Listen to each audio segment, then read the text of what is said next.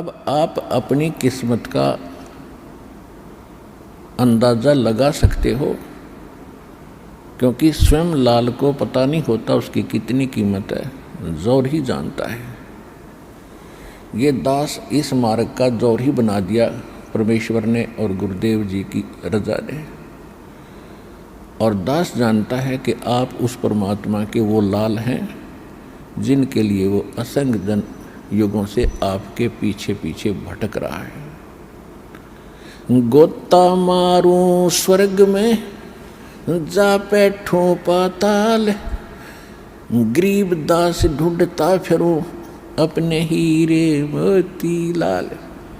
जब गरीबदास जी ने परमेश्वर कबीर जी से पूछा था, जब भगवान उनको मिले थे छुडानी में आकर जंगल में, तब उसने कहा था बाद में जब पूरा परिचित होने के बाद, हे परमात्मा आपने कैसे दया करी, हम जैसे पापी प्राणियों को कहाँ जंगल में आकर खोज लिया।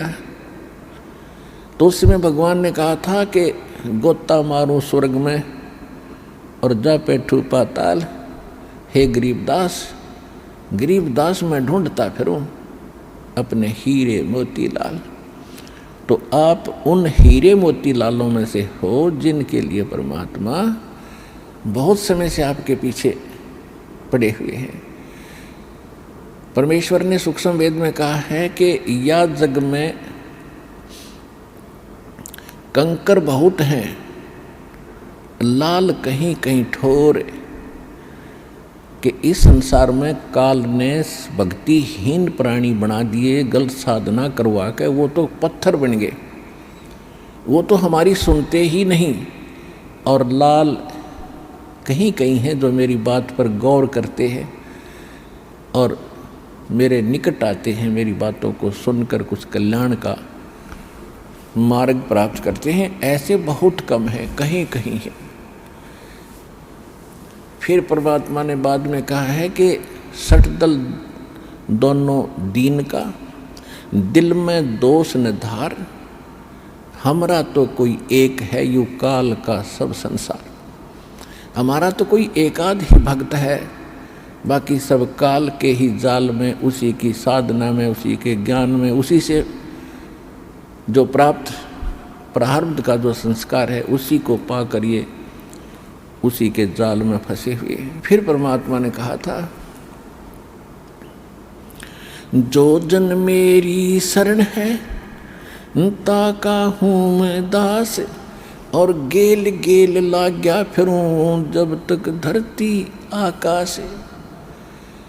आप आज के नहीं भगवान के साथ, आपके साथ परमात्मा अभी नहीं लगे हैं, ना जाने कितने जन्मों से आपके पीछे लगे हुए, लेकिन आप इतने नादान अनजान हो कि भगवान को पहचान नहीं पाते हो। और कभी किसी युग में आप कलयुग के अंदर परमात्मा की शरण में आए थे, जो अब समय चल रहा है। क्योंकि इस समय में अनगिन प्राणियों को परमात्मा ये मार्ग दर्शन करेंगे, यथार्थ भक्ति बताएंगे। और ये ऐसा गजब का मंत्र और साधना है, इसको कुछ ही समय करने पर आपके ढेर सारे पुण्य बन जाते हैं। बहुत ज़्यादा पुण्य इन मंत्रों से बनते हैं, क्योंकि ये रियल मंत्र है, ओरिजिनल मंत्र है, वास्तविक मंत्र है। और इनकी भक्ति जो ढंग से विधिवत करते रहे वो तो पार होते चले जाएंगे।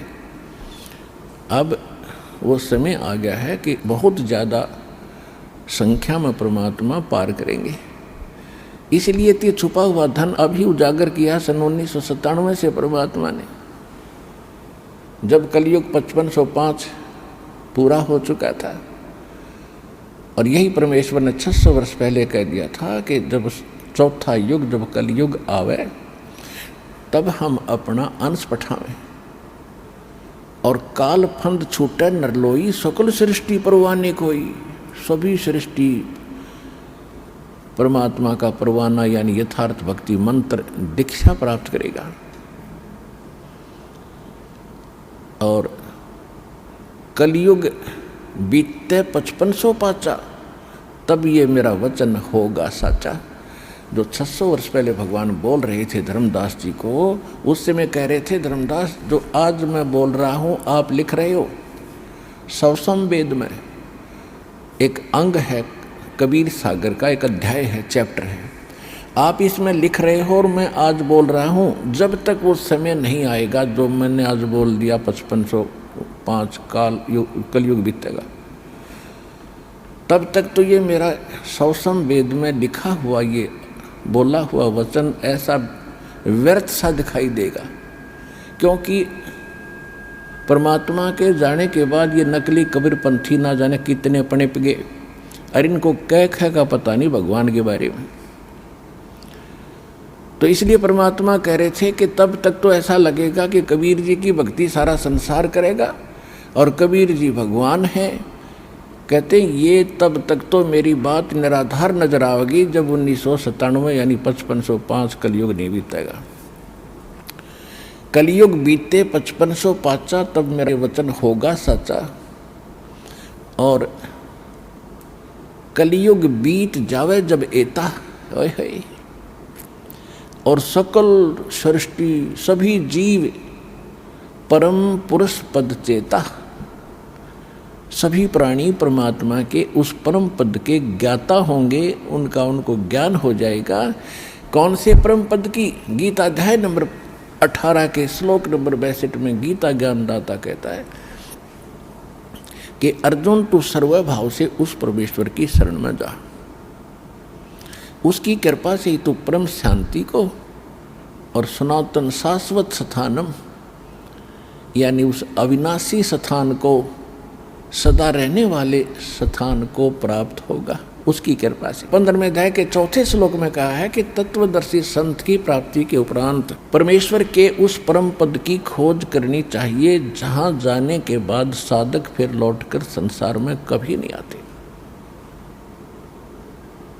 और जिस परमेश्वर से संसार रूपी वृक्ष की प्रवृत्ति विस्तार को प्राप्त हुई है, अर्थात जिस परमेश्वर ने सब ब्रह्मांडों की रचना की है, और गीता ज्ञानदाता कहता है कि मैं उसी की शरण में हूँ, इस भाव से उसी परमात्मा की भक्ति करो और मेरी साधना भी छोड़ दो।